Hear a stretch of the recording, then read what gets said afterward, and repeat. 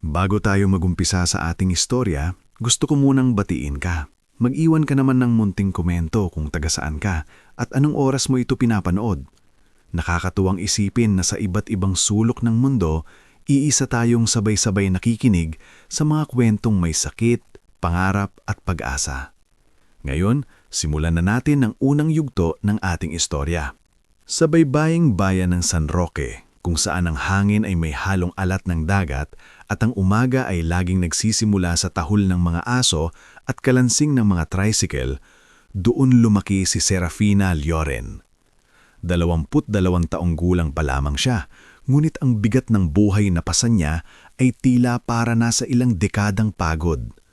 Bago pa man siya matutong mangarap para sa sarili niya, natuto muna siyang magsakripisyo para sa iba. Ang kanilang maliit na bahay ay yari sa pinagtagping kahoy, yero at tiyaga. Kapag umuulan, may mga patak ng tubig na tumatagos sa bubong at tumutulo sa lumang batyang nakapwesto sa sulok. Gulit para kay Serafina, hindi iyon ang pinakamasakit. Mas masakit para sa kanya ang marinig ang tuyong ubo ng kanyang inang si Mirelda tuwing madaling araw, habang pilit pa rin itong binabalad ang labada ng ibang tao upang may maipangtustos sila sa araw-araw. "Ma, ako na po dyan," marahang sabi ni Serafina isang umaga habang inaagaw ang basang damit mula sa kamay ng ina. Umiling si Mirelda at pilit nang ngumiti. "Hindi anak, pumasok ka na kay Aling Basyon. Kapag nahuli ka na naman, babawasan na naman ang araw mo." "Pero hinihingal ka na naman po." "Mas kaya ko to kaysa makita kang mawalan ng trabaho." Tahimik na napayuko si Serafina. Sanay na siya sa ganoong usapan. Sa bahay nila, walang lugar para sa drama. Kapag may problema, kailangang kumilos. Kapag may sakit, kailangang tiisin. Kapag may gutom, kailangang maghintay. Bukod sa pag-aalaga sa kanyang ina, si Serafina rin ang tumatayong pangalawang magulang ng kanyang bunsong kapatid na si Odiel, isang 16 na taong gulang na binata na matalino ngunit madalas mawalan ng gana sa pag-aral dahil nahihiya sa kanilang kalagayan. Maraming beses na itong nagbabalak tumigil sa pagpasok upang maghanap ng trabaho, ngunit laging humaharang si Serafina. "Mag-aral ka, Odiel," madiin niyang sabi minsang nadatnan niya itong hindi pumasok at nakatungalang sa may bintana. "Huwag mo kong gagayahin hanggang pangarap lang ang kaya." Sumimangot ang binatilyo. "Ate, paano ako makakapag-aral kung pamasahe pa lang inuutang na natin? Kaya nga ako nagtatrabaho, hindi ba? Para hindi mo maranasan ng mga tiniis ko. Ayaw ko rin namang pinapahirapan ka." Lumambot ang mukha ni Serafina. Linapitan niya ang kapatid at hinimas ang buhok nito. "Hindi ako nahihirapan kapag alam kong may mapupuntahan lahat ng pagod natin." Ngunit sa kaibuturan ng dibdib niya, may isang bagay na matagal na niyang ikinukubli. Ang pangarap niyang maging chef.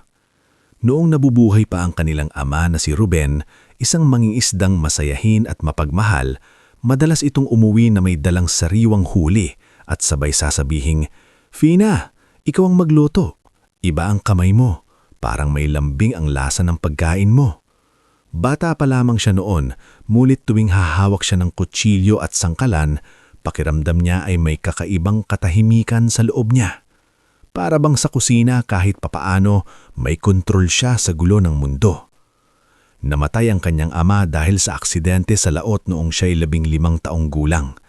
Mula noon, tila isinarain ni Serafina ang pinto ng mga pangarap niya.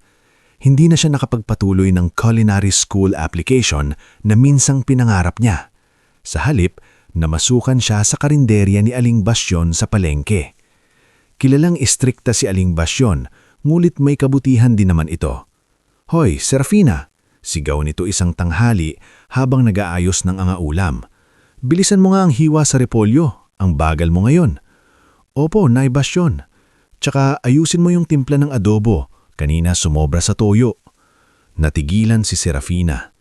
"Pero kayo po ang nagdagdag. Abat, sinasagot mo ba ako?" Taas kilay nitong bulyaw. Agad siyang napayuko. "Hindi po." Sa karinderyang iyon, natuto si Serafina na lunukin ng pride at magpigil ng luha. Pero doon din natuklasan ng marami na may kakaiba siyang panlasa. Kahit simpleng ginisang gulay o lugaw, kapag siya ang nagtimpla, laging may bumabalik na kustomer. Yung batang tumulong magluto kahapon nasaan? Bakit po? Mas masarap yung sinigang kahapon kaysa dati. Napatingin si Aling Basyon kay Serafina na noon ay abala sa paghuhugas ng plato. Gulit halip na purihin siya, malamig lang nitong sinabi. Baka nagkataon lang. Isa yun sa mga bagay na nasanay si Serafina. Ang makita lang iba ang kanyang kakayahan pero hindi kailanman bigyan ng tunay na halaga. Mas masakit pa roon ang pakikitungo sa kanya ni Darvic Montojo, ang supplier ng karne at gulay sa palengke. Mayabang ito, madaldal at sanay mang maliit na mga taong tingin niya'y walang mararating. Serafina, tawag nito minsang inabutan siya sa likod ng karinderya. Sayang ka, maganda ka pa naman. Pero anong balak mo? Habang buhay ka na lang bang tagabalot ng take-out? Tahimik lang siyang nagbuhat ng mga kahon. Ngumiti si Darvic. Alam mo, may mga taong ipinapanganak para mamuno at may mga taong ipinapanganak para magsilbi. Tanggapin mo na lang kung saan ka nababagay. Tumingin siya rito ng diretsyo. Hindi matapang, pero hindi rin duwag. Wala pong masama sa pagsisilbi. Ang masama po, yung nangmamaliit ng marangal na trabaho. Bahagyang natigilan si Darvic, ngunit natawa rin agad. May pangarap kayatang malaki, ano? Hindi siya sumagot. Ngunit sa loob-loob niya, sumiklab ang matagal nang nakabaong apoy. Gabi-gabi, kapag tulog na ang kanyang ina at kapatid, nag-iisa siyang nagtitimpla sa maliit nilang kalan. Kung minsan, gamit lang ang tirang gulay, kaunting bawang at buto ng manok na ibinibigay ni Aling Basyon, gumagawa siya ng kung ano-anong putahe na hindi pa man niya nararating ay alam na niyang kaya niyang gawin. Pinipikit niya ang mga mata niya habang inaamoy ang kumukulong sabaw. At sa isip niya ay para siyang nasa isang malinis, maliwanag at malaking kusina. Balang araw, pabulong niyang sabi sa sarili habang hinahalo ang niluluto. Makakapagluto rin ako sa totoong restaurant. Ngunit ang buhay ay hindi umiikot sa mga pangarap lang. Sa siyudad ng Santa Esperanza, ilang kilometro ang layo mula sa San Roque, isang pangalang kilalang-kilala sa mundo ng pagkain at negosyo, Leandro Velez. Isa siyang milyonaryong chef na ilang beses nang lumabas sa telebisyon at magazine. Siya ang may-ari ng Casa Velez, isang grupo ng mga restaurant na dinarayo ng artista, politiko at mayayamang negosyante. Ngulit hindi alam ng marami na si Leandro ay hindi namuhay ng payapa sa sariling tagumpay.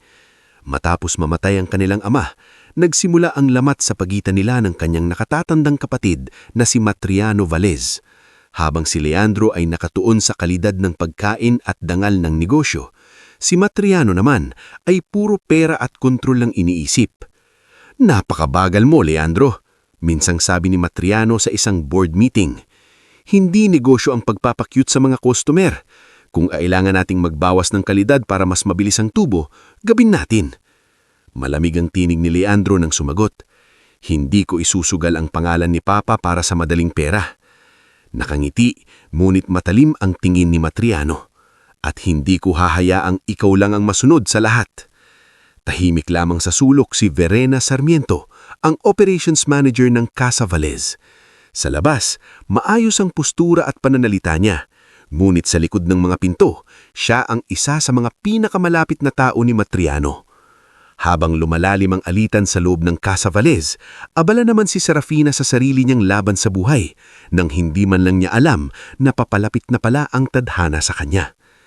Isang hapon, dumating si Nixie Fuentebuela, isang dating kaklase ni Serafina noong high school sa karinderya ni Aling Basyon. May suot itong puting uniforme at mukha itong pagod, pero okay lang. Fina, masaya nitong bati. Ikaw nga.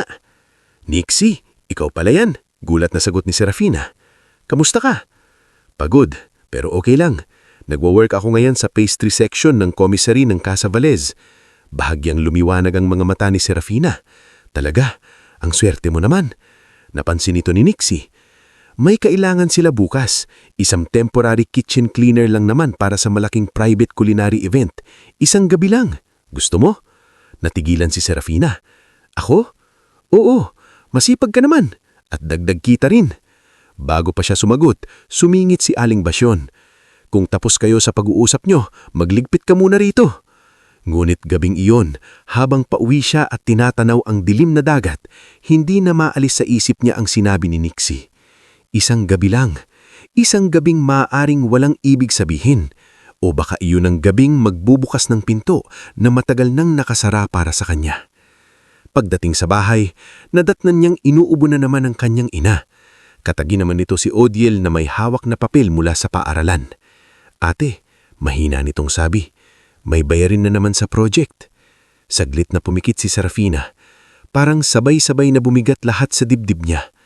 Tinignan niya ang ina, ang kapatid, ang kanilang maliit na tahanan at ang mga bitak na matagal nang pilit niyang tinatakpan. Tapos, marahan siyang huminga at nagsalita. Ma, Odiel, may sideline akong kukunin bukas sa siyudad. Nag-angat ng tingin si Merelda. Kaya mo ba, anak? Kakayanin ko po. Pinilit niyang ngumiti. Baka ito na rin ang simula ng mas maayos na araw para sa atin. Hindi pa niya alam noon na ang isang gabing iyon sa commissary ng Casa Valles ang tuluyang magpapabago sa takbo ng kanyang buhay. Hindi lamang dahil makikita niya roon ang mundong matagal niyang pinapangarap, kundi dahil doon niya unang masisilayan ang lalaking sugatan, walang malay, at nasa gitna ng isang panganib na mas malaki kaysa kaya niyang isipin. Bago tayo tuluyang lumalim sa ikalawang bahagi ng ating istorya, gusto ko munang anyayahan ka ulit. Mag-comment ka naman kung taga saan ka at anong oras mo ito pinapanood. Nakakatuwang isipin na sa bawat lugar at bawat oras, may mga pusong sabay-sabay na dinadala ng isang kwento. Ngayon, ituloy na natin ang susunod na yugto ng buhay ni Serapina. Kinabukasan, mas maaga pang nagigising si Serapina kaysa karaniwan. Hindi pa sumisikat ng tuluyan ng araw, ngunit gising na ang buong katawan niya sa kaba at pananabik. Tahimik siyang bumangon mula sa banig upang hindi magising agad ang kanyang inang si Merelda. Ngunit tulad ng dati, mulat na pala ang mga mata nito. Gigising ka pa lang sana, ma. Pabulong niyang sabi habang inaayos ang kupasing blouse na hiniram niya kay Nixie. Ngumiti si Merelda, bagamat kita ang panghihina sa mga mata nito. Hindi ako makatulog ng maayos. Iniisip ko yung sideline mo sa siyudad. Lumapit si Serapina at inayos ang kumot sa balikat ng ina. Isang gabi lang naman po, ma. Pagkatapos nito, makakadagdag kahit papaano sa pambayad sa gamot mo at sa project ni Odiel. Maya-maya'y bumangon din ang kanyang kapatid. Sabog ang buhok at halatang bagong gising. Tumingin ito sa ate niya mula ulo hanggang paa at bahagyang ngumiti. Ate, mukha kang iba ngayon. Bakit? Kunway nagulat na tanong ni Serapina. Parang hindi ka taga-karinderya. Para kang assistant chef sa hotel. Napatawa siya ng bahagya. Kung makapagsalita ka, akala mo naman naka-uniform talaga ako. Hiram lang to. Bagay sa'yo, sabi ni Odiel. Balang araw, hindi na hiram ang susuotin mo. Bahagyang tumigil si Serapina. Maliit na salita lang yon, ngunit sapat para kumirot ang dibdib niya. Hindi dahil sa sakit, kundi dahil may mga taong naniniwala pa rin sa kanya kahit halos siya mismo'y matagal nang tinatamad maniwala sa sariling pangarap. Pagkatapos niyang mag-almusal ng konting pandesal at kape, nagpaalam siya sa ina at kapatid. Sumakay siya ng lumang bus papunta sa Santa Esperanza, habang nasa kandanang ang maliit na bag na may lamang panyo, ekstrang damit at isang lumang notebook kung saan minsan niyang sinusulat ang mga ideya niyang recipe. Habang bumibiyahe, natatanaw niya sa bintana ang unti-unting pagbabago ng tanawin, mula sa palayan at mga kubo patungo sa mas malalaking gusali, malalapad na daan at establisimentong dati sa telebisyon lang niya nakikita. Bawat kilometro ng biyahe ay parang papalayo siya sa mundong kinasanayan at papalapit sa isang lugar na hindi pa sigurado kung tatanggap sa kanya. Pagdating niya sa Santa Esperanza, agad siyang sinalubong ni Nixie sa likod ng isang napakalaking gusali na may markang Casa Valles Central Commissary. Malinis ang paligid, Kumikislap ang salamin ng mga pinto at organisado ang kilos ng mga taong papasok at lumabas. "Fina," tawag ni Nixie habang kumakaway. "Halika, bilis, may orientation pa tayo sa loob." Napatingin si Serapina sa laki ng gusali. "Dito ba talaga yan? Parang hindi ako bagay dito." Hinila siya ni Nixie sa braso. "Tigilan mo na nga yan. Trabaho lang to. At saka mas malinis ka nga sa kalahati ng nandito." Napangiti si Serapina kahit kinakabahan. Pumasok silang dalawa sa loob at halos mapahantu siya sa sobrang lawak ng kitchen complex. Hindi iisang kusina iyon, kundi tila buong mundo ng kusina. May hiwalay na seksyon para sa pastry, hot kitchen, cold prep, sauce station, seafood handling, plating lab at event holding area. Lahat ay maayos, makintab at mabilis ang kilos. Nakaramdam siya ng hiya sa sarili niyang sapatos na ilang beses nang naayos at sa bag na kupas na ang strap. Ngunit hindi siya nagpahalata. Mas pinili niyang huminga ng malalim at sumabay sa agos ng araw. Ipinakilala sila sa isang supervisor na nagngangalang Benedict Arveo, isang lalaking matangkad, manipis ang labi at halatang istrikto sa trabaho. "Kayo ang dagdag na tao para sa private event mamayang gabi?" tanong nito habang hawak ang clipboard. "Opo," sagot ni Nixie. "Ito po si Serapina Loren." Mabilis siyang sinulyapan ni Benedict mula ulo hanggang paa. "Temporary cleaner?" "Opo," mahinang sagot ni Serapina. "Makinig kang mabuti. Hindi ito palengke. Hindi ito karinderya. Lahat ng gagalaw dito may tamang lugar at oras. Isang sablay mo lang, tapos ang trabaho mo." "Opo." Sagot ulit niya, mas diretsyo na ang tindig. Bahagyang tumaas ang kilay ni Benedict na tila hindi inasahang may tikas ang simpleng dalaga. "Mabuti, sumunod ka lang at huwag kang magpapansin." Iyon na sana ang katapusan ng usapan, ngunit bago pa tuluyang umalis si Benedict, may isa pang lalaking dumaan sa likod nito. Matangkad, nakasuot ng puting chef jacket na walang kahit anong gusot, maayos ang pagkakatali ng apron at may tindig ng isang taong hindi sanay pinag-aantay ang mundo. Hindi siya tumigil, ngulit sapat ang ilang segundong pagdaan niya para maramdaman ng lahat sa paligid na dumating ang isang mahalagang tao. "Chef Vales," sabay-sabay na bati ng ilang staff. Bahagyang yumuko si Nixie kay Serapina at pabulong na nagsabi, "Siya yun, si Leandro Vales." Hindi agad nakasagot si Serapina, hindi dahil sa paghanga sa itsura ng lalaki, kundi dahil sa paraan nitong kumilos. Tahimik, ngunit mabigat. Hindi pala sigaw, hindi mayabang, ngunit ramdam ang respeto ng lahat. Saglit lang siyang nasilayan ni Serapina, ngunit sapat iyon para maitanim sa isip niya ang kakaibang presensya nito. Sa buong maghapon, ibinuhos niya ang sarili sa trabaho. Tagalinis siya ng stainless tables, taga-disinfect ng trays, taga-ayos ng timba ng yelo at tagabuhat ng mga kahon may lamang gamit para sa gabing event. Kahit simpleng trabaho, ginawa niya iyon ng buo ang atensyon. Hindi siya nagreklamo kahit sumasakit na ang braso niya. Paminsan-minsan ay napapadpad siya sa may bukas na bahagi ng hot kitchen at palihim siyang napapatinin sa paggalaw ng mga chef. Doon niya muling nakita si Leandro. Hindi ito tulad ng mga chef na napapanood niya sa TV na panay yabang at sigaw. Mabilis itong kumilos, oo, ngulit kontrolado. Tila alam ng lalaki ang eksaktong lugar ng bawat sangkap, bawat kutsara, bawat hakbang. Minsan, narinig niyang kinakausap nito ang isang sous chef na tila kinakabahan sa reduction sauce. "Huwag mong pahirapan ng pagkain," sabi ni Leandro. Mababa ngulit malinaw ang boses. Kapag kailangan mong patunayan na masarap ito sa sobrang daming dekorasyon, ibig sabihin may kulang sa pundasyon. "Opo, chef," agad na sagot ng tauhan. Tahimik na napatitig si Serapina. Sa kauna-unahang pagkakataon matapos ang mahabang panahon, nakaramdam siya ng inggit na hindi pait. Iyong uri ng inggit na nagtutulak mangarap, hindi manira. Napaisip siya kung ano kaya ang pakiramdam ng makapagtrabaho sa kusinang tulad nito nang hindi bilang teralinis, kundi bilang kusinera. Ngunit mabilis din siyang bumalik sa realidad nang narinig niya ang pamilyar na tono ng pangmamaliit. "Hoy, ikaw!" Paglingon niya, naroon si Roldan Vaire, ang head chef ng event wing. Nakataas ang baba nito habang nakatingin sa kanya. Hindi ka narito para manood. Punasan mo yung side corridor. May dadaan na investors mamaya. Opo, chef. Sagot niya. Habang naglilinis siya sa side corridor, may naamoy siyang halimuyak ng mantikilya, bawang at white wine mula sa kabilang kitchen door. Hindi niya mapigilang huminto sandali at suminghot. Napapikit siya. Para bang may bahagi ng sarili niyang matagal na tutulog ang nagising muli. Marunong ka bang kumilatis ng amoy? Tanong ng isang boses. Napadilat si Serapina at nagulat nang makitang si Tio Umer pala iyon, ang matandang maintenance man na may maamong mukha at kalmadong kilos. Hindi naman po, mahilig lang po akong magluto. Napangiti si Tio Gumer.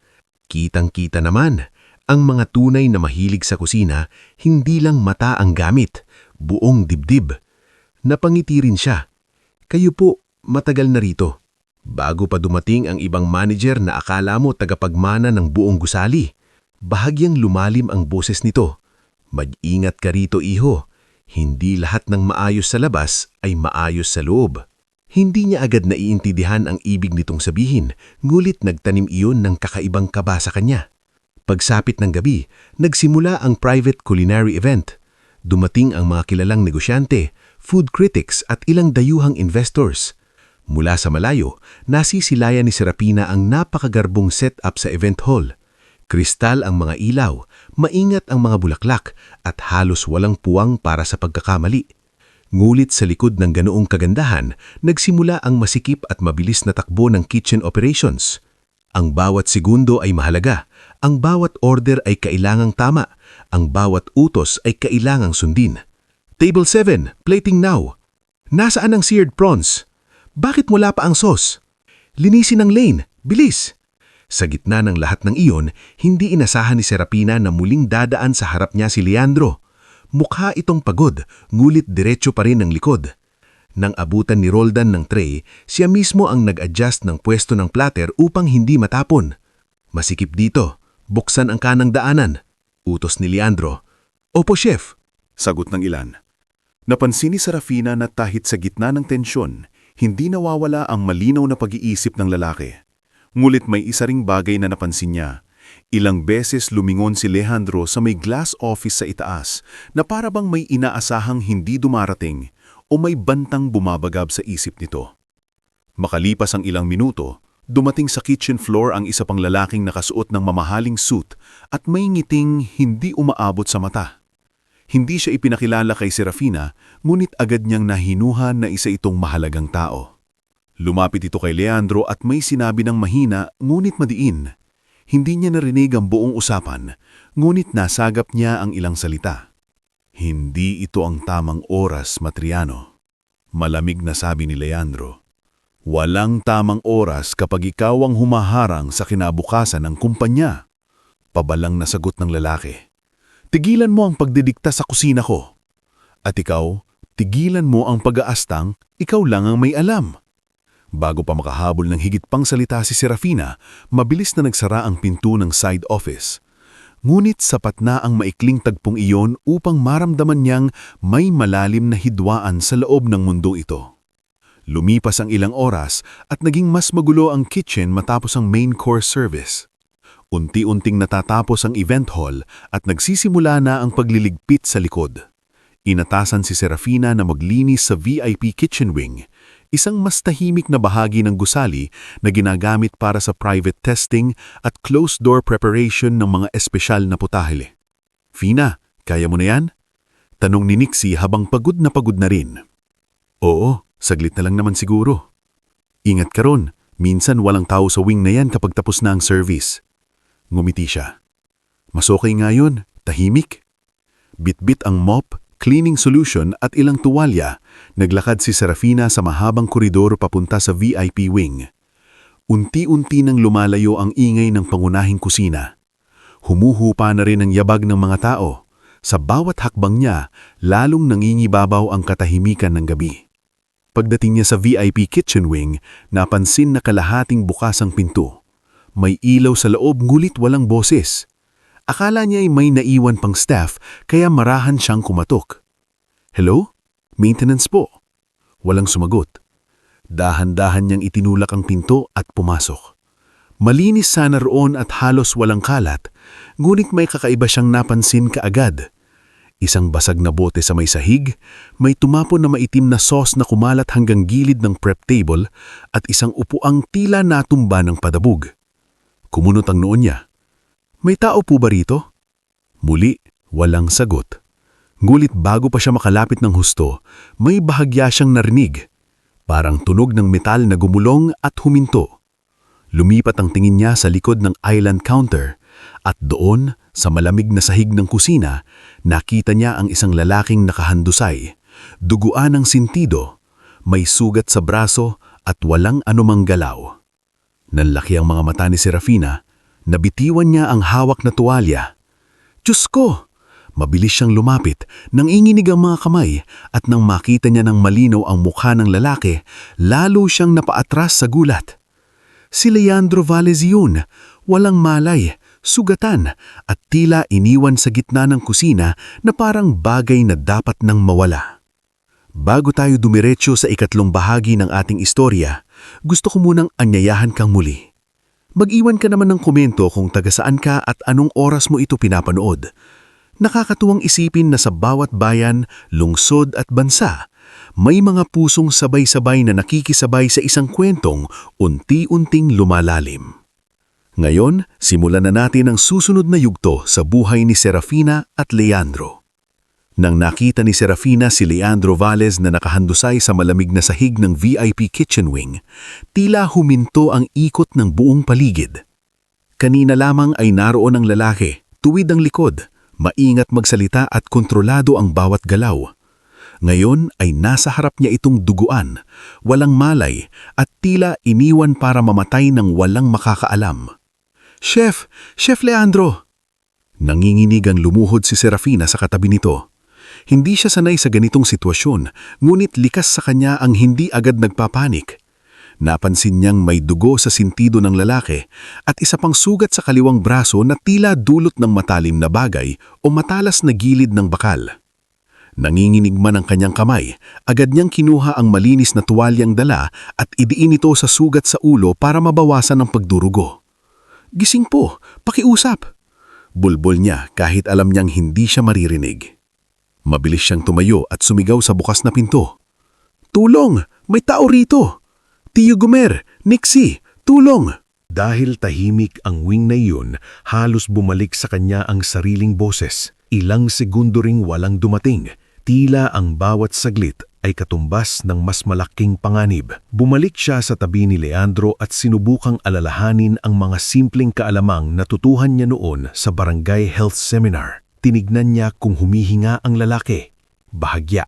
Mabagal, ngunit may paghinga pa. Sinubukan niyang silipin kung may mas malalim pang sugat sa katawan nito, ngunit napagtanto niyang baka lumalalang kung mali ang magalaw niya. Maya-maya ay narinig niya ang mabilis na yabag ng paa sa koridor. Dumating si Tio Gumer mahingal na hingal, kasunod si Nexie. Anong nangyari? Gulat na tanong ni Nexie nang makita ang dugoang si Leandro. Hindi ko alam, mabilis na sagot ni Serafina. Pagpasok ko rito, ganyan na siya. Tio, tulungan niyo po ako. Lumuhod si Tio Gumer sa kabilang gilid at agad kumunot ang noo. Hindi ito simpleng pagkahulog. Bakit po? Tanong ni Serafina. Tignan mo yung upuan. Tignan mo yung tama sa sentido. At yung bote. Tumingala ito sa kanila. May tumulak dito o may kumprontasyong nangyari. Nexie, mabilis na sabi ni Serafina. Pakiusap, tawagin mo si Dr. Kaylan. Sabi mo dati, siya yung doktor na madalas tawagin dito kapag may emergency sa staff, hindi ba? Tumango si Nexie. Oo, may direct number si Benedict, pero baka maingay pa sa main floor. Huwag ka nang dumaan kay Benedict. Singit ni Tio Gumer. Baka kung sino-sino pa ang makaringig. Tawagan mo si Doc Kaylan diretso. Hindi na nagtanong si Nexie. Tumakbo siya palabas. Habang hinihintay ang doktor, nanatiling nakaluhod si Serafina sa tabi ni Leandro. Sa unang pagkakataon ay napalapit siya ng ganito sa lalaking kanina lamang ay tinitingala niya mula sa malayo. Ngunit sa sandaling iyon, wala ang aura ng pagiging sikat na chef o mayamang may-ari. Isa lamang siyang sugatang tao na maaaring mawala kung hindi sila kikilos ng mabilis. Chef, mahina niyang bulong habang pinipigilan ang panginginig ng kamay. Huwag po kayong bibitaw. Bahagyang gumalaw ang mga daliri ni Leandro, ngunit hindi pa rin ito dumidilat.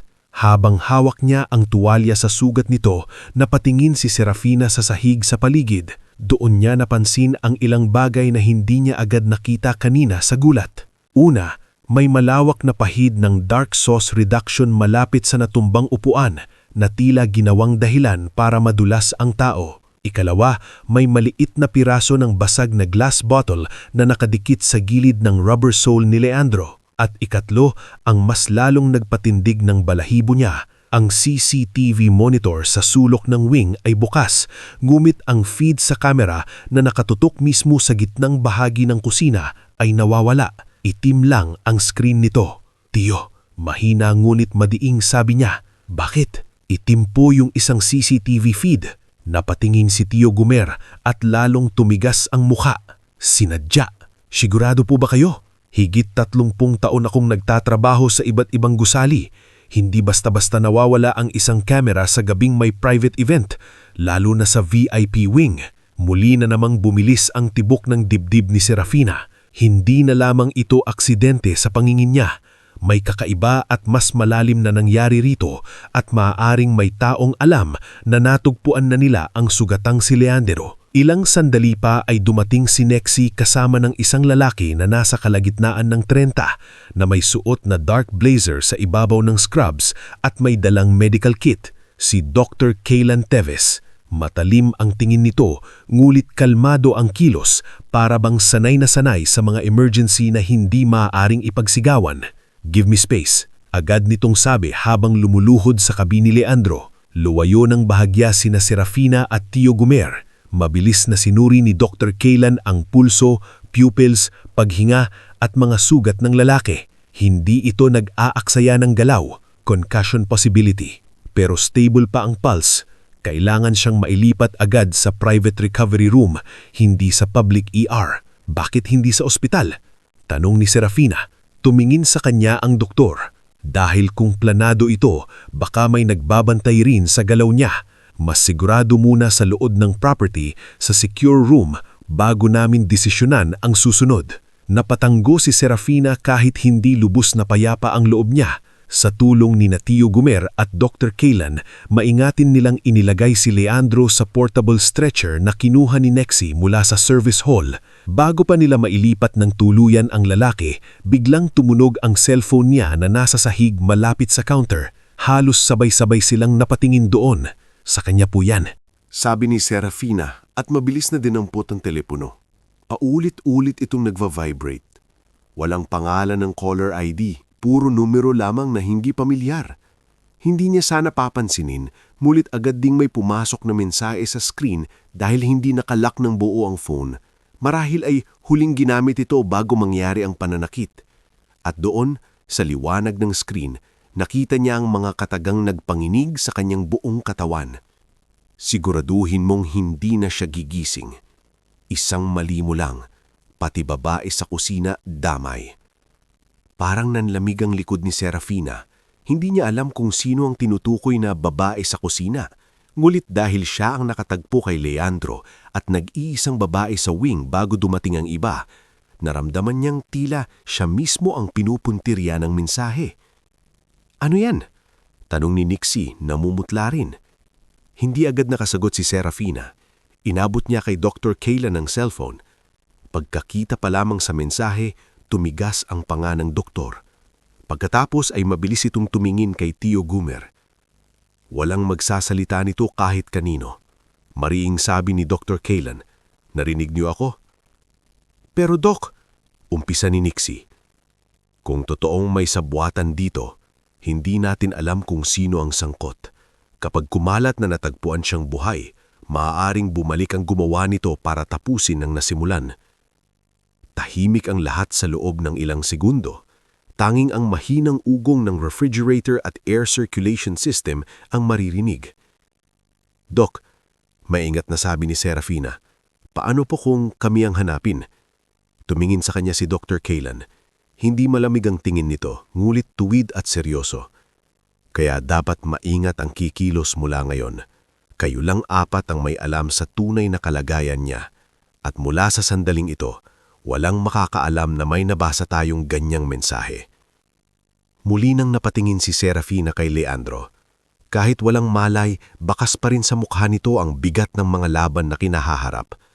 Naalala niya ang lalaking nakatayo sa kusina kanina, maingat, tahimik, at may galang sa pagkain. Naalala rin niya ang lalaking nakasuit na nakipagtalo rito, si Matriano, at ang malamig na tensyon sa pagitan ng magkapatid. Biglang nagdugtong-dugtong sa isip niya ang mga bagay na kanina'y pira-piraso lamang. May nagalit po ba sa kanya sa loob? Bigla niyang tanong. Nagkatinginan sina Tio Gumer at Dr. Kaylan. Hindi ka dapat nakikialam sa bagay na yan, mahinang sabi ni Tio Gumer, ngunit hindi galit. Pero damay na po ako, sagot ni Serafina. Nasa mensahe na mismo. Hindi ito agad na sagot ng dalawa. Sa huli, si Dr. Kaylan ang nagsalita. Matalino kang bata, pero mas magiging matalino ka kung marunong kang manatiling buhay. Bit-bit ang stretcher, maingat nilang inilabas si Leandro sa VIP wing at dinala sa isang tahimik na private recovery room na nasa likod ng administrative level. Kaunti lamang ang may access doon at isa si Dr. Kaylan sa may susi. Habang naglalakad sila sa service corridor, pilit pinapakalma ni Serafina ang sarili. Hindi na siya basta temporary cleaner sa gabing iyon. Hindi man niya ginusto, bigla siyang naging saksi sa isang bagay na maaaring magpabago ng direksyon ng maraming buhay kasama ang kanya. Pagdating sa silid, inayos agad ni Dr. Kaylan ang swero, lininis ang sugat ni Leandro at kinuna nito ng initial neurological response test. Tinulungan siya ni Nixie sa mga simpleng kailangan, samantalang si Tio Gumer ay nagbantay sa may pinto. Serafina, tawag ni Dr. Kaylan habang abala sa pag-aayos ng bendahe. Ikaw ang unang nakakita sa kanya. Ikaw rin ang unang nagbigay ng pressure sa sugat, tama? Opo. Maayos ang ginawa mo. Kung natagalan pa, mas malala ang blood loss. Hindi niya alam kung bakit, pero sa simpleng pagkilala niyon mula sa doktor ay may kung anong gumaan sa dibdib niya. Sa buong buhay niya, sanay siyang mapuna sa mali, hindi mapansin sa tama. Ngunit ngayong gabi, sa gitna ng panganib, may isang taong nagsabi sa kanyang tama ang ginawa niya. Ilang oras ang lumipas. Unti-unting humupa ang gulo sa main event floor. Naglisana na ang mga bisita. Sa loob ng recovery room, si Leandro ay nananatiling walang malay ngunit mas stable na ang paghinga.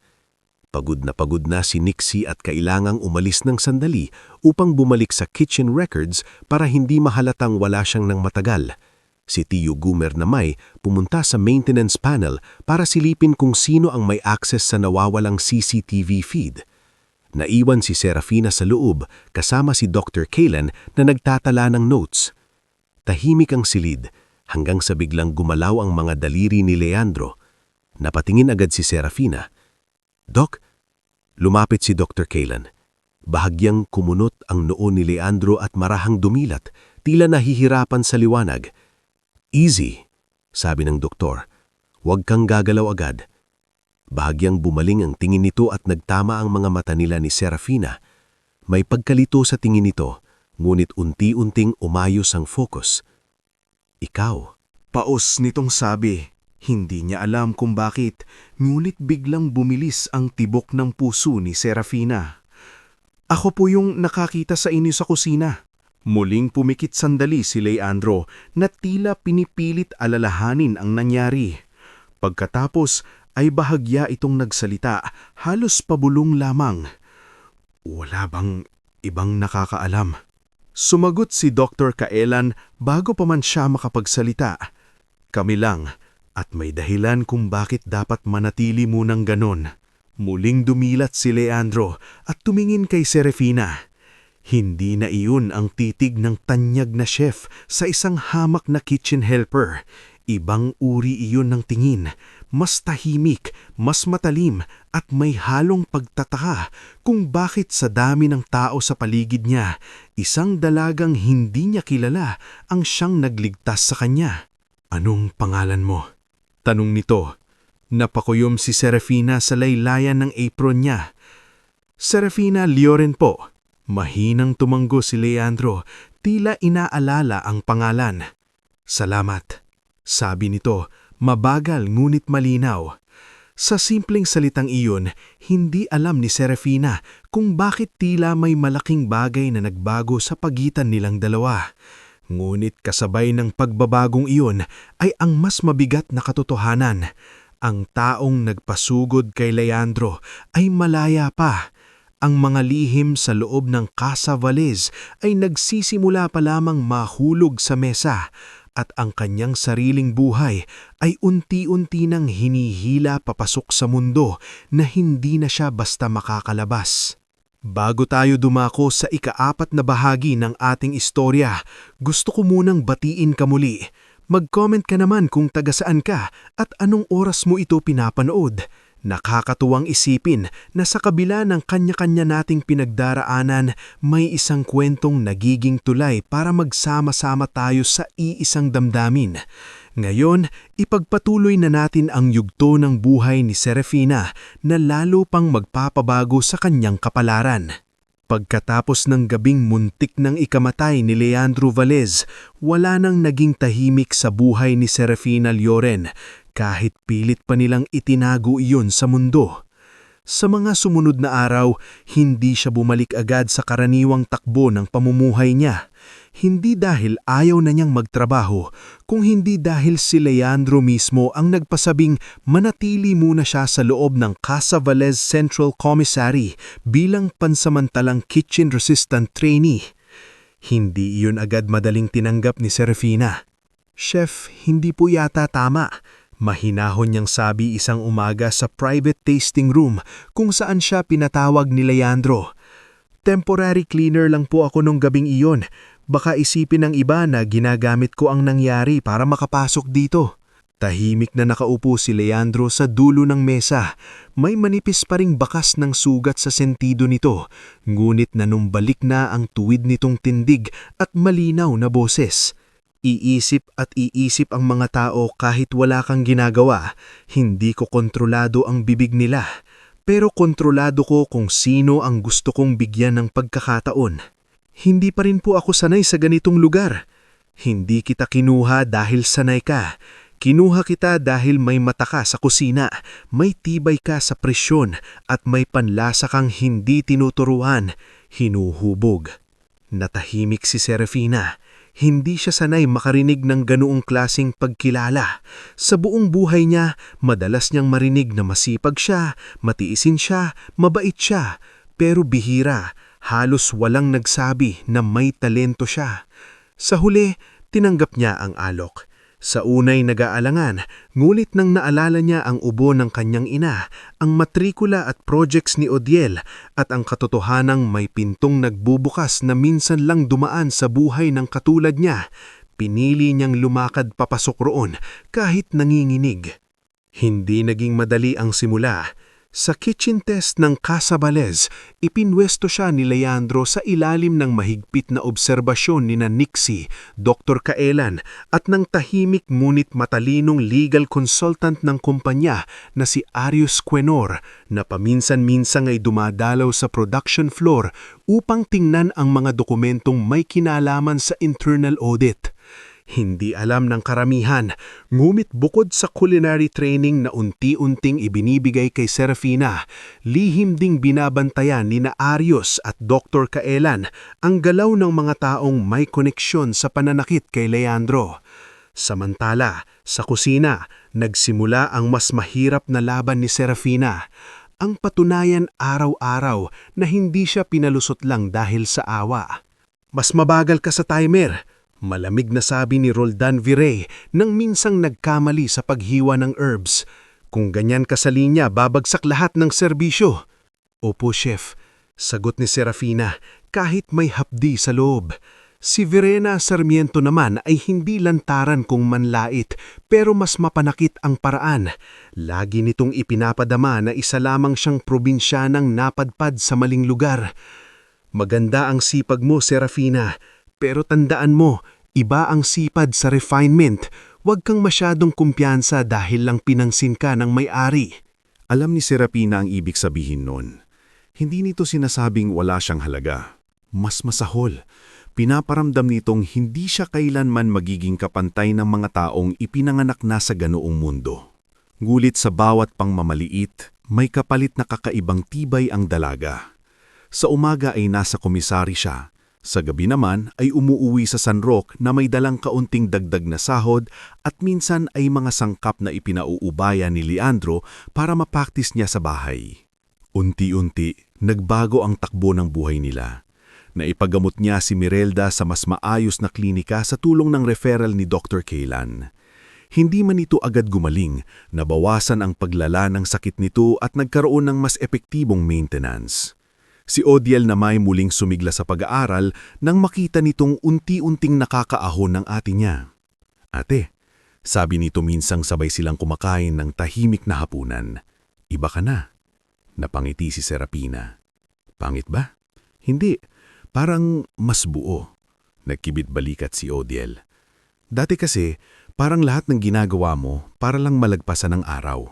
Ngayon, parang may nilalakad ka ng totoo. Napatingin siya sa kapatid. May takot pa rin. Pero hindi ka na umaatras. Ang totoo, tama si Odiel. Takot pa rin siya araw-araw.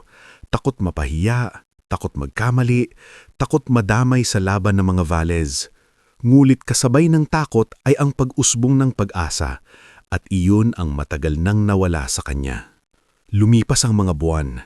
Sa pagdaan ng panahon, napansin ni Leandro na may kakaibang talino si Serapina pagdating sa lasa ng mga pagkaing may alaala. Hindi siya bihasa sa sosyal na plating o imported na terminolohiya, nguit kapag binigyan ng simpleng sangkap, kalabasa, tinapa flakes, dayap, luya, gata o mais, nakakabuo siya ng putahe na may puso. Hindi lang basta masarap, may kwentong dala. Isang araw, pinatikim siya ni Leandro sa ilang senior staff ng sarili niyang likhang putahe. Smoked bangus croquette with ginger cream at calamansi oil. Hango sa mga ulam na inihahay noon ng kanyang yumaong ama tuwing may magandang huli sa dagat. Tahimik ang silid habang tumitikim ang panel. Una si Nixie ang napangiti. Ang simple, pero ang ganda ng tapik ng luya sa dulo. Si Erius na bihirang magkomento sa pagkain ay tumanggo rin. May karakter. Maging si Leandro ay ilang segundong hindi nagsalita. Pagkatapos ay inilapag nito ang tinidor at tumingin kay Serapina. Ito ang matagal kong hinahanap. Nalinamnam po ba? Halos pabulong niyang tanong. Hindi lang nalunod sa teknik, sagot nito. May dangal. Mula roon, unti-unting isinama ni Leandro ang ilang konsepto ni Serapina sa revisyon ng flagship restaurant ng Casa Valles sa Santa Esperanza. Isang branch na ilang buwang bumabagsak dahil unti-unti nang nawawala ang kaluluwa ng menu at napapalitan ng pormulang pang-impress lang sa mayayamang customer. Sa payo ni Serapina, nagbalik sila sa ideyang ang marangyang pagkain ay hindi dapat nakakalimot sa pinagmumulan. Nagulat ang management nang sa mga sumunod na linggo, muling tumaas ang reservation numbers ng flagship branch. Ilang food writers pa ang pumuri sa bagong direksyon ng menu. Ngunit kasabay ng pag-angat ng restaurant ay ang paglala ng inggit at galit sa paligid niya. Lalong tumalim ang mata ni Verena sa tuwing may meeting. Si Roldan na may pasimpleng naglalaglag ng side comments sa staff. Ang dali talagang umangat kapag may paborito ka sa taas. Bulong nito minsang narinig ni Serapina habang dumadaan sa dry storage. Hindi siya lumingon. Hindi dahil duwagang siya, kundi dahil alam niyang hindi pa iyon ang tamang oras. Natuto na siyang pumili ng laban. Mas tuso naman ang ginawa ni Matriano. Sa halip na direktang sagupain si Leandro, ginamit nito ang kilalang socialite investor na si Celestina Wern, isang babaeng elegante magsalita, ngunit sanay magpasabog ng bulong na parang aksidenteng opinyon lang. Sa loob lamang ng ilang linggo, kumalat sa ilang social circles ng Santa Esperanza ang chismis na si Serapina raw ay isang charity project ni Leandro. May ilan pang nagsabing ginagamit ng dalaga ang pagkaawa ni Chef upang makaakyat sa posisyon. Ang iba naman ay nagsimulang magbulong-bulong na baka hindi lang talento ang dahilan kung bakit mabilis siyang nakapasok sa inner culinary circle ng kumpanya. Unang nalaman ni Serapina ang chismis ng isang dalhan niya ng gamot si Ina sa bahay at nadatnan niyang nakasimangot si Aling Basyon. Ano na namang balita sa iyo sa syudad? Tanong niya habang nakapamaywang. Kung ano-ano ang naririnig ko sa palengke. Nanlamig si Serapina. Ano pong ibig niyong sabihin? May nagsasabi, malakas ka raw sa may-ari na hindi lang sipag ang puhunan mo. Halos maputol ang hininga niya. Sa isang iglap bumalik sa kanya ang lumang pakiramdam ng kahihiyan. Ang pakiramdam na kahit anong gawin niyang marangyal, may mga taong handang dungisan iyon lamang para hindi siya umangat. Nang gabing iyon, tahimik siyang bumalik sa komisari para sa late prep session. Nadatnan siya ni Leandro sa maliit na tasting room, nakatingin lang sa chopping board ngunit walang hinihiwa. May problema? Sabi nito, hindi nagtatanong, kundi nagsasaad. Hindi agad sumagot si Serapina, ngulit nang magsalita siya, basag ang boses. Totoo po bang ganun na ang tingin nila sa akin? Tingnan mo ako, Serapina. Dahan-dahan siyang tumingala. Ang chismis ay sandata ng mga taong hindi kayang talunin ng malinis ang isang tao, sabi ni Leandro. Kapag ginagamit ka nilang target, ibig sabihin may kinatatakutan sila sa pag-angat mo. Pero nasasaktan pa rin po ako. Dapat lang, tao ka. Saglit itong tumahimik. Pero huwag mong ipagkait sa sarili mo ang bunga ng pinaghihirapan mo dahil lang sa dumi ng bibig ng iba. Unti-unting tumuwid ang tayo ni Serapina. Hindi nawala ang sakit, pero may kung anong kumapit sa loob niya. Dumating ang gabing lalong nagpayanig sa lahat, ang engranding investor dinner para sa multi-city expansion proposal ng Casa Valles. Nasa iisang ballroom ang major stakeholders, media partners, culinary critics at mga potensyal na bagong financier. Ito ang gabing gustong gamitin ni Leandro upang formal nang iharap ang bagong direksyon ng flagship brand. Ngunit ito rin ang gabing pinili ng mga kaaway niya upang sirain hindi lamang ang pangalan niya, kundi pati si Serapina. Nasa gilid lamang sana si Serapina, suot ang simple ngunit eleganteng gown na ipinahiram ni Nixie.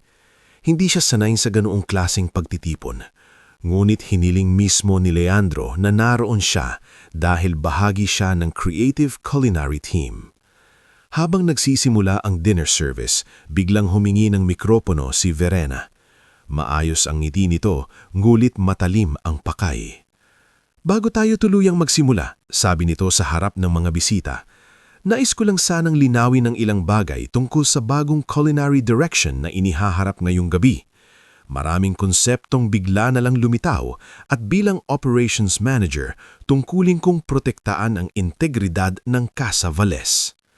Nablangko si Serapina, ramdam niya agad kung saan papunta iyon. Nagpatuloy si Verena. May mga ideyang ipinapakilala bilang orihinal, gayong walang sapat na dokumentasyon kung saan nanggaling. Baka may mga naunang staff o external sources na hindi nabibigyan ng tamang credit. Nagsimula ang bulungan sa paligid. Tumayo si Serapina, nanginginig ang dibdib ngumit matatag ang paa. Bago pa siya makapagsalita, tumindig rin si Arius Quenor mula sa kabilang mesa, hawak ang isang makapal na envelope. Magandang gabi, mahinahon nitong sabi. Dahil mukhang pinili ni Miss Verena na gawing entablado ang gabing ito, nararapat lamang siguro na ilabas din ang buong katotohanan. Isa-isa nitong ipinakita ang mga kitchen notes, dated test sheets, ingredient costing drafts at handwritten concept journals na nagpapatunay na si Serapina ang orihinal na bumuo ng mga dish revisions at flavor direction na ginagamit ngayon ng flagship branch. Maging ang lumang notebook ni Serapina na minsan niyang ikinahihiya dahil luma at kupas ay naroon bilang tahimik na ebidensya ng kanyang pagkatha. Hindi pa roon nagtapos. Sa ikalawang envelope, inilabas ni Arius ang mas mabigat na revelasyon. Mga access logs sa CCTV panel noong gabing nasugatan si Leandro, mga bank approval anomalies at internal communications na tumuturo sa planadong sabotaje sa loob ng kumpanya. Hindi pa man tuwirang hinahatulan sa harap ng lahat, malinaw na unti-unti nang nahuhubaran ng maskara si Matriano at ang mga akampi nito. Namutla si Verena. Sa kabilang dulo ng ballroom, si Matriano na may tumigas ang panga, ngulit ngayon ay hindi na ito mukhang kontrolado. Mukha na itong lalaking nahuhuli. Sa gitna ng tensyon, tumingin si Leandro kay Serapina. Walang ngiti, ngulit may tahimik na paggalang. At sa sandaling iyon, malinaw sa kanya na hindi na siya ang dati nilang pwedeng yurakan. Hindi na ang dalagang tagahugas ng pinggan lamang. Hindi na ang tahimik na babaeng pinagdudahan at anilpusta. Habang umuusad ang gabi at nahahayag ang mga lihim, mas lumilinaw rin sa buhay ni Serapina ang bagong landas na binubuksan sa kanya. Isang landas na hindi na umiikot sa kahirapan at pagtitiis lamang, kundi sa unti-unting pagbangon, pagkilala sa sariling halaga at paghahanda para sa mas mabigat pang laban na magtatakda kung sino ang mananatiling nakatayo sa huli. Bago tayo tuluyang sumapit sa huling bahagi ng ating istorya, gusto ko munang anyayahan kang muli. Mag-comment ka naman kung taga-saan ka at anong oras mo ito pinapanood. Nakakatuwang isipin na sa dami ng tao at lugar na pinanggagalingan natin, may iisang kwentong sabay-sabay nating tinatahak hanggang sa wakas. Ngayon, heto na ang huling yugto ng buhay ni Serapina at Leandro. Ang bahaging magpapasya kung sino ang luluhod, sino ang lalaya, at sino ang tunay na mananatiling marangal sa dulo. Pagkatapos ng kaguluhang sumiklab sa investor dinner, hindi na naisalba ni Matriano ang anyo ng kanyang katahimikan. Sa unang pagkakataon matapos ng maraming taon ng pagmamanubrya sa likod ng mga pinto, nagsimula ng kumalas ang mga haliging sumusuporta sa kanya. Ang mga dokumentong inilabas ni Arius Quenor ay hindi na simpleng paratang lamang. Bawat access log, bawat forged approval, bawat internal message na nagsusulputan sa audit trail ay parang kutsilyong unti-unting tumatama sa makintab na maskara na matagal nang suot ni Matriano. Sa mga sumunod na linggo, naging sunod-sunod ang pulong ng Board of Directors ng Casa Valles. Hindi na maiiwasan ang internal investigation at sa payo ni Arius at ng mga independent auditors, tuluyan nang na-freeze ang access ni Matriano sa ilang critical accounts ng kumpanya. Maging si Verena Sarmiento na dati ay palaging tuwid ang likod at malamig ang tingin ay nagsimulang maging mailap sa mga hallways at conference rooms. Ngunit sa kabila ng paglabas ng katotohanan, hindi naging madali para kay Serapina ang mga araw na iyon. Isang umaga, habang naghihiwa siya ng herbs sa test kitchen, lumapit sa kanya si Nixie na may bitbit na tableta. Kita sa mukha nito ang pag-aalala. Fina, Maingat nitong sabi, lumabas na sa ilang vlogs ang issue kagabi. Hindi nila pinapangalanang ng buo, pero alam mong kayo ang tinutukoy. Ipinaita nito ang screen. Nandoon ang mga headline na pilit gumagawa ng sensasyon sa nangyari sa investor dinner. May ilang artikulo na pabor kay Leandro, pero mayroon ding mga mapanlinlang na sulat na para bang gusto pa ring idikit ang pangalan ni Serapina sa eskandalo. Tila ba hindi sila mapapagod? Bulong ni Serapina. Mapapagod din, sagot ni Nixie, kapag mas malakas ang katotohanan kaysa ingay. Napangiti siya ng bahagya, ngunit hindi tuluyang gumaan ang pakiramdam niya. Habang lumalabas ang mga balita, hindi lang pangalan niya ang nalalagay sa usapan, pati ang kanyang pamilya sa San Roque ay nagsimulang mapansin ng mga taong mahilig makiusisa. Isang hapon, pagkauwi niya sa bahay, nadatnan niyang may 2 kapitbahay na kunway nag-uusap sa tapat ng kanilang bakuran pero halatang sila ang paksa. Yan ba yung anak ni Mirelda? Sabi ng isa.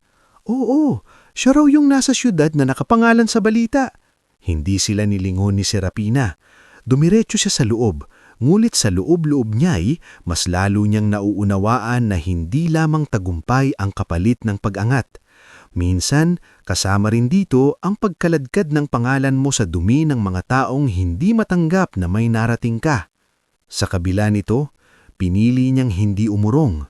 Patuloy siyang pumasok sa Casa Valles, patuloy siyang nagtrabaho, at higit sa lahat, patuloy siyang tumindig sa sarili niyang pangalan. Habang umaandar ang investigasyon, unti-unting ibinalik ni Leandro ang kumpiyansa ng kumpanya sa pamamagitan ng mas maayos na operations, mas malinaw na accounting, at mas makataong pagtrato sa mga empleyado.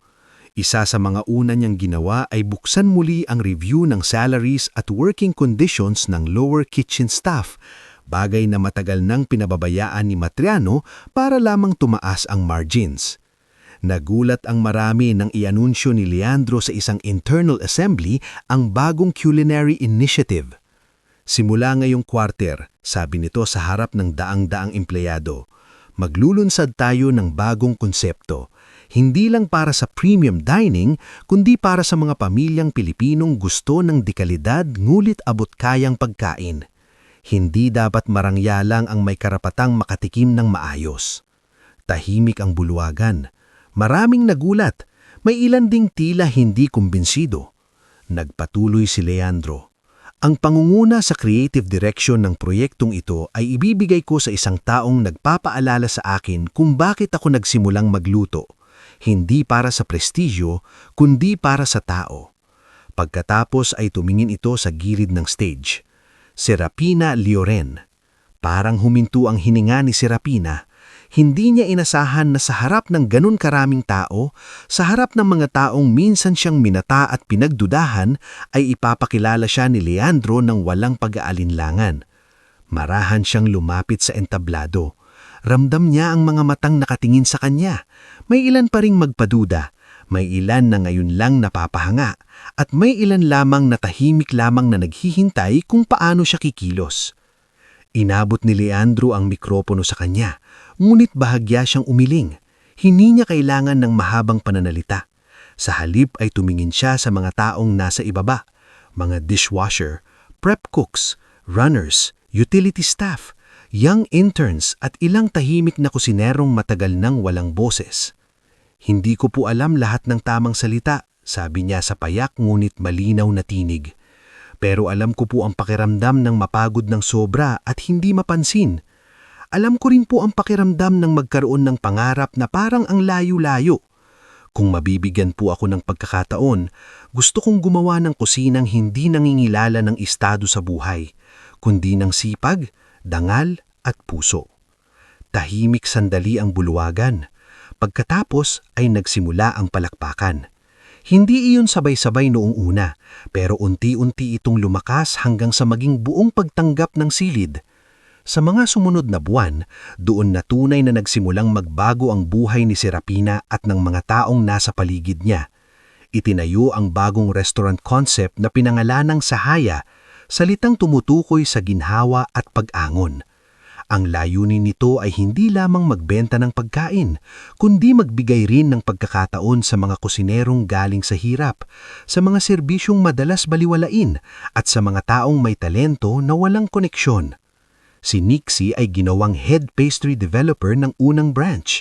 Si Tio Gumer na matagal ng utility and maintenance man na halos walang nakakapansin ay inilipat bilang logistics supervisor ng commissary deliveries dahil alam niyang kabisado nito ang daloy ng bawat sangkap at tao sa likod ng operations.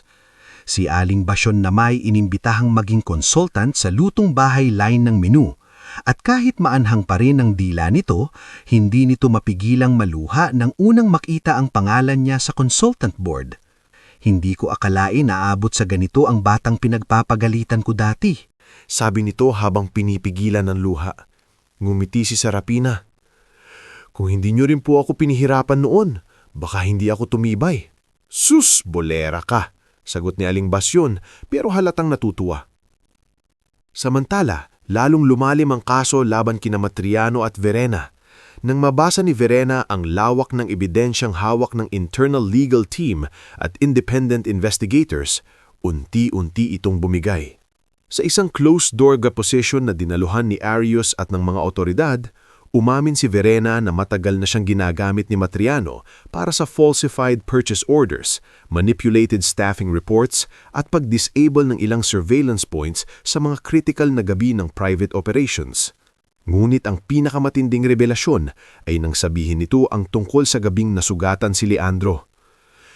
Hindi ko akalaing aabot doon, naninginig nitong sabi sa salaysay. Ang sabi lang sa akin, takutin siya, guluhin ang event, wag siyang makapunta sa final signing. Pero si Matriano, siya ang nawala ng kontrol. Sa testimonya ring iyon napatunayan na si Matriano mismo ang huling taong nakita sa VIP wing bago mawalan ng CCTV feed. Idinagdag pa ng forensic review na ang pattern ng tama sa ulo ni Leandro ay hindi tugma sa simpleng pagkadulas lamang. Pinagtibay ito ng mga pisikal na ebidensyang matagal nang iningatan ni na Dr. Kaylan at Arius mula pa noong gabing iyon. Isang umaga, dumating ang balitang pormal ng sinampahan ng kasong corporate fraud, attempted murder at obstruction of justice si Matriano Velez. Hindi na ito nakapagsalita pa sa media nang arestuhin ito sa harap ng isa sa mga corporate offices. Ang lalaking dating sanay manindak at magdikta ay nakita ng publiko na walang nagawa kundi sumakay sa sasakyang naghahatid sa kanya sa pagkakait ng kalayaang matagal niyang inabuso. Nang mabalitaan ito ni Mirelda, tahimik itong napaupo sa kanilang lumang silya sa bahay at napaiyak. "Anak," sabi nito kay Serapina habang hawak ang kamay niya, "akala ko noon, ang mga mayayaman, sila na lang lagi ang nananalo." Mahigpit na hinawakan ni Serapina ang palad ng ina. "Hindi po pala, Ma. Hindi habang buhay." Kasabay ng mga pagbabagong iyon ay ang unti-unting paghilom ng sariling tahanan nila. Sa mas maayos na kita ni Serapina at sa suporta ng bagong posisyon niya sa Sahaya, na ipagawa nila ang bahay nila sa San Roque. Napalitan ng butas-butas na bubong, nagkaroon ng maliit ngunit maayos na kusina si Mirelda. Si Odiel naman ay nakapag-enroll sa kursong Hospitality Management sa tulong ng scholarship partnership na binuo ng Sahaya para sa mga anak ng mababang sahod na empleyado. Minsang inihatid siya ni Serapina sa terminal para sa unang araw nito sa kolehiyo. Napangiti ang binata. "Ate," sabi ni Odiel, "dati iniisip ko tayo yung klase ng pamilyang hanggang pangarap lang. Ngayon parang kaya palang mangyari." Hindi niya napigilang mapaluha. "Kaya, Odiel, basta wag kang matutong yumuko sa pangmamaliit ng iba." Lumipas pa ang ilang buwan at dumating ang pinakahinihintay na gabi. Ang opening ng pinakamalaking branch ng Sahaya sa Santa Esperanza. Hindi ito kasinggara ng mga lumang fine dining halls ng Casa Velez, ngunit may sariling dangal ang lugar. Mainit ang ilaw, bukas ang kusina sa mata ng mga tao. Walang bahagi ng restaurant na parang gusto lamang ipakita ang yaman ng restaurant. Sa halip, lahat ay tila nagsasabing may lugar dito ang kwento ng bawat manggagawa. Naroon ang media, investors, culinary partners, dating staff, at maging ilang ordinaryong customer mula sa San Roque na inimbitahan ni Serapina. Naroon si Mirelda, nakaayos ng simple, ngunit may ningning sa mata. Naroon si Odiel na proud sa atin niya. Naroon sina Nixie, Tio Gumer, Aling Basyon, Dr. Kaylan at Arius. Nang dating ang oras ng formal na pagpapakilala, tumayo si Leandro sa harap ng lahat. Wala na ang dating sugatang lalaking muntik nang mawalan ng buhay sa malamig na kusina. Sa gabing iyon, malinaw ang tindig niya at tahimik ang otoridad. Marami ang nag-akala na ang pagbagsak ng Casa Velez noong mga nakaraang taon ay dahil lamang sa maling desisyon sa negosyo.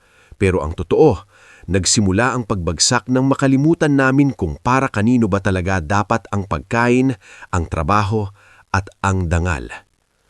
Tahimik ang lahat. Ipinapakilala ko sa inyo ang babaeng hindi lamang nagligtas ng buhay ko, kundi nagpabalik din ng kaluluwa ng aming kusina. Hindi ko siya ihaharap bilang utang na loob. Hindi ko siya ihaharap bilang inspirasyon lamang. Ihaharap ko siya bilang kapantay.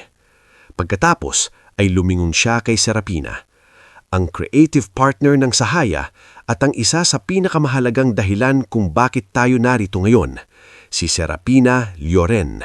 Sa pagkakataong iyon, walang alinlangan, walang bulungan ng pagdududa at walang tingin ng pangmamaliit. Palakpakan ang sumalubong sa kanya. Tunay, buo, mainit. Lumapit si Serafina sa harap at habang nakatingin sa mga mukha ng mga taong minsan lang niyang pinangarap na makasama sa iisang silid, bigla niyang naalala ang lumang bahay nilang may tumutulong bubong, ang mga gabing nagluluto siya ng tirang sangkap sa mahinang ilaw at ang araw-araw na pagtanggap niya noon sa ideyang baka hanggang pangarap na lang talaga siya. Ngunit heto siya ngayon, hindi dahil sinuwerte lang, hindi dahil kinampihan lang ng mayayaman, kundi dahil tumayo siya, nagtiis, natakot ngunit hindi umurong at pinili ang dangal sa bawat pagkakataong pwede siyang bumitaw. Pagkatapos ng programa, nagsalo-salo ang lahat sa isang tahimik ngunit masayang hapunan sa loob mismo ng sahaya. Walang kamera sa mesa, wala nang paglalaban, wala nang dapat itago. Naghain si Serafina ng isa sa mga pinakapaborito niyang putahe, isang pinong bersyon ng sabaw na dati niyang niluluto sa bahay para sa ina at kapatid niya tuwing kapos sila. Ngunit ngayon ay mas buo, mas mayaman at mas mapayapa ang kahulugan. Tinikman iyon ni Mirelda at napangiti habang naiiyak. Ito yung lasa ng mga panahong akala ko hindi na natin malalampasan. Hinawakan ni Serafina ang kamay ng ina. Nalampasan natin, ma. Sa kabilang dulo ng mesa, tahimik na nakatingin si Leandro sa kanya. Hindi na kailangan ng malalaking salita. Sapat na ang paggalang sa pagitan nila, isang paggalang na dumaan sa dugo, takot, tsismis at apoy, pero hindi nasira.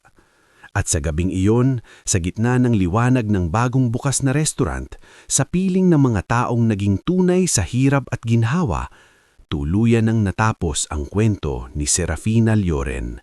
Ang dalagang minsang tagahugas lamang sa gilid ng kusina, ngunit sa huli ay natutong itayo ang sariling pangalan, iahon ng pamilya, bigyan ng pag-asa ang iba, at matagpuan ang isang buo, marangal at ganap na wakas.